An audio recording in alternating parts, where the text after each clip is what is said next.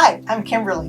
Welcome back to my channel, Kimberly Joy. Joy is my middle name, by the way. That's where that comes from, but it's also a play on words because this channel is about bringing happiness and joy to those of us that have passed that 50 mark, that half century mark, if you will. So I'm not completely retired yet. As of the filming of this, I'm 57. I still work about 3 days a week. But, you know, I'm on a budget because I don't want to work 5 days a week. And I didn't necessarily plan ahead for a big retirement income. And so I will be on a budget till the day I die. But that's okay because money isn't everything. Money's nice, but it's not everything. And I am learning to make the best out of my semi-retirement into retirement years with a budget. And I just wanted to share some ideas with you because I know it can get down. I do have a lot of friends that have a ton of money and they're just traveling, they're doing this and they're doing that, and that's awesome. And I live vicariously through them. But I do what I can with what I have and I make the best of every day. And I'm just here to give you a few ideas. First of all, explore your backyard. And when I say your backyard, your local area. You know, I have lived in this same town since 1999. So, God, what is that? 1999, it's been a minute. I don't know, it's been like 30 years, right? Okay, so I have lived here since 1999, and there are places in this, and it's a small town, that I have not even seen or visited. There are restaurants, there are parks, there are paths that I have not yet visited. And so I'm trying desperately to put on my bucket list at least once a month or maybe twice a month to go see something new, see a new park, explore a new trail, you know, take a picnic somewhere new.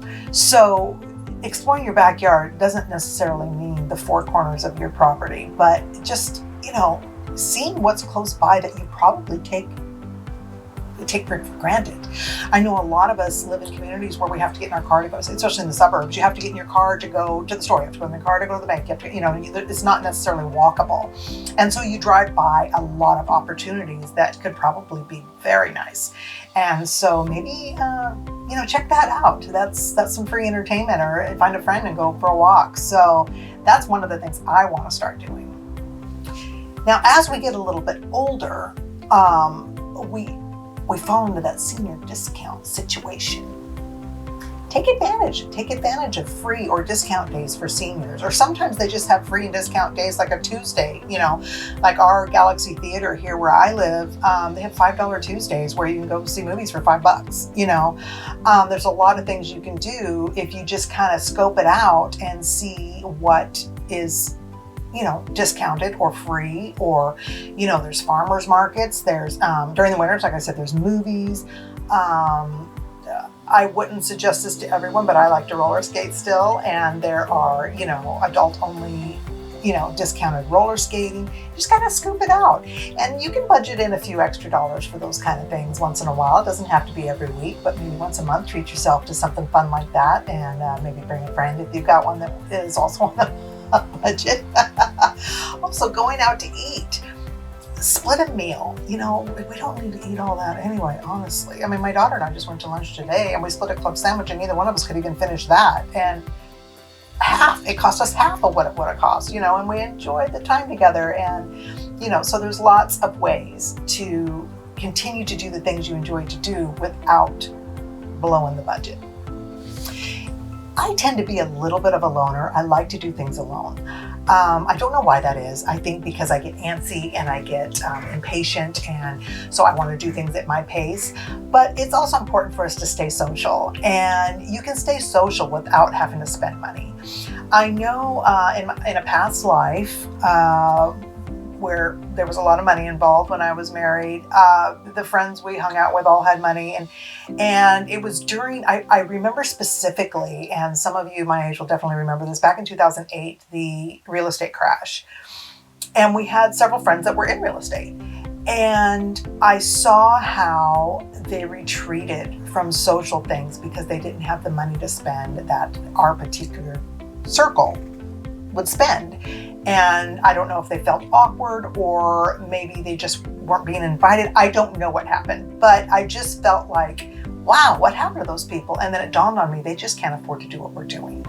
And that made me sad. And I would never want to do that. But especially, now that I'm on the other side of that coin. But there are so many things you can do to stay social where you don't have to spend money. Let's say all your friends do have money and you don't. That doesn't mean you can't invite everybody over for a potluck and a game night, or a home movie night, or a picnic in the park where everyone just brings something. And, there's lots of things you can do that aren't going to cost anything where you can still be very social. So keep that in mind. Try to think of things to keep yourself in the loop. Craft night. Let's say you've got a bunch of craft supplies and the lady friends you have, or gentleman friends, that you like to do that kind of thing. Go fishing. There's lots of things you can do that aren't going to cost a lot. You don't have to go out to dinner. You don't have to go to big events. It can be simple. But just keep yourself in the social loop as much as you can. Just because your budget doesn't fit maybe some of your other friends' budget, maybe you're the one that's going to have to put it out there of things you can do socially, without even mentioning budget. Just come up with ideas that aren't going to cost you anything, that aren't going to cost them anything, and you can all do it together. And you don't even have to talk about it being a budget thing. But keep yourself social and don't get lost in the shuffle. Now, depending on where you live, I live in the Northwest, so I am truly blessed with hiking, with lakes, with the ocean, with the mountains, with rivers, with all the kind of things. And so adventure does not have to cost me any money. I can just step out my door and there's so much to do. Or I can hop in my car and it's within an hour. I can be all different kinds of places. So adventure doesn't have to be travel necessarily. Now, I don't know where you live or what your situation is, but it's up to you to find adventure. Maybe there's places you can volunteer that are interesting, like a farm or a ranch, or things that you're interested in. You've got, I don't know how to put this. You don't want to just retreat into yourself because you're getting older, or maybe you're not in the workplace anymore, or maybe you don't have the funds. You've got to put yourself out there. And there are lots of ways to find adventure if you're looking for it. Now, like I said, I am so blessed with where I live. There is more adventure than I will ever be able to fit into my life. If you live in an area that maybe doesn't have quite the outdoorsy stuff, maybe there's other ways you can find adventure.